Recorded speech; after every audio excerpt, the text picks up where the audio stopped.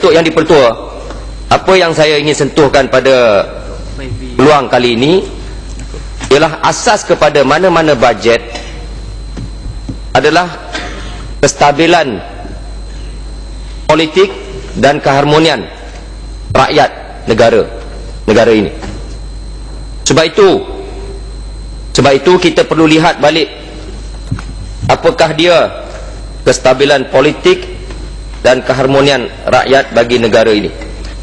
Dan saya kira titah ucapan duli-duli yang maha mulia Sultan-Sultan Raja-Raja Melayu pada sidang Majlis Raja-Raja baru ini di Terengganu pada 16 Syawal perlu kita lihat kembali.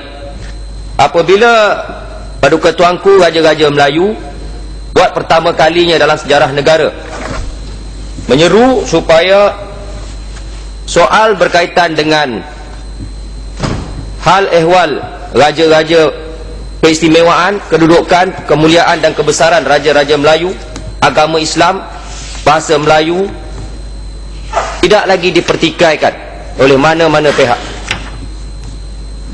Kerana kata titah Raja-Raja Melayu ini menyatakan bahawa sekiranya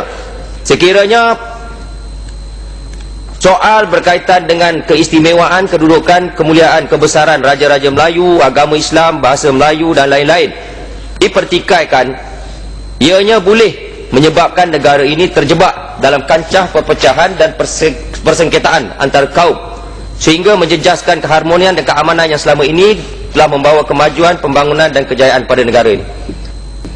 Bermakna tonggak kepada kestabilan politik dan keharmonian rakyat negara ini adalah kepada persefahaman yang telah dicapai. Dan kita sebagai rakyat Malaysia tidak boleh nafikan bahawa dalam negara ini Islam lah yang menjadi tonggak kepada kestabilan dan keharmonian tersebut. Nak sebutnya, pertamanya orang Melayu perlu faham bahawa kekuatan dia, kemuliaan dia, kehebatan dia letak pada Islam.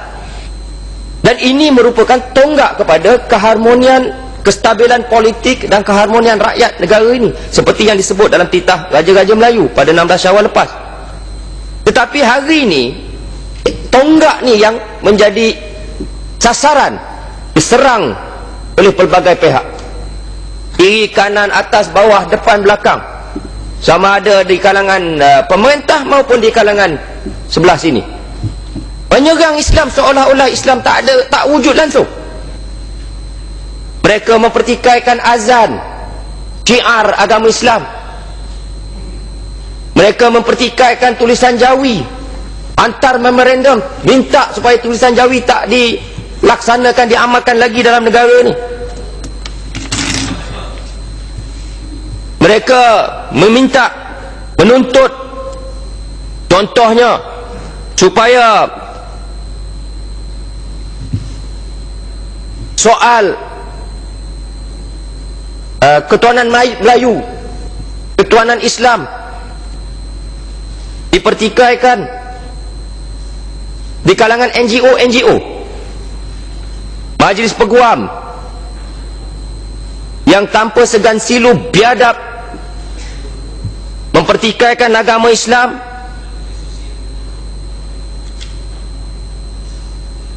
mencabar orang Islam. Contohnya menghantar wakil dalam kes Azlina Jailani melawan Majlis Agama Islam Wilayah Persekutuan yang menuntut hak supaya dibenarkan murtad mengikut artikel 11.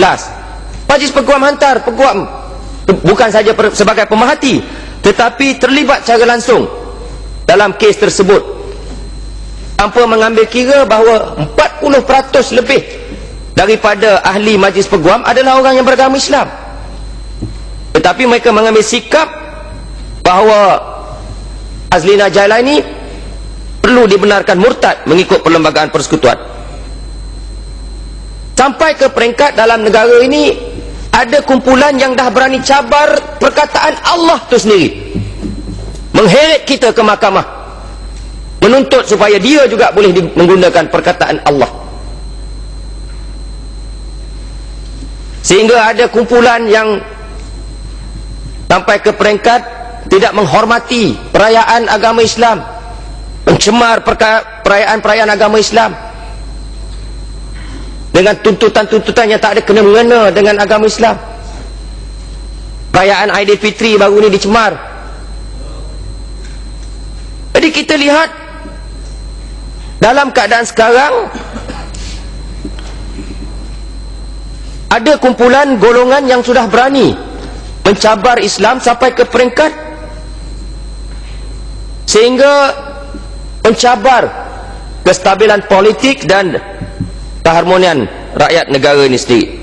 Tan Sri yang dipertua, saya diberitahu tadi bahawa ucapan saya ni tak bunyi macam yang sepatutnya. Macam mana betul? Saya berucap ni, kata dia seolah-olah menyokong orang lain.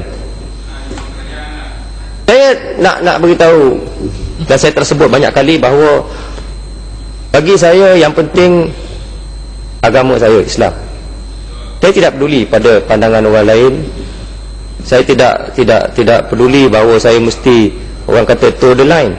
Sebab saya nanti akan jawab di hadapan Allah. Saya perlu bertanggungjawab kepada Tuhan saya.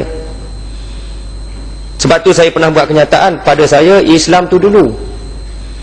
Islam dulu. I'm a lawyer, I'm a Muslim first. Dan saya bukan, dan saya berani kata saya bukan seorang Muslim yang terbaik, tapi saya akan beri yang terbaik untuk Islam.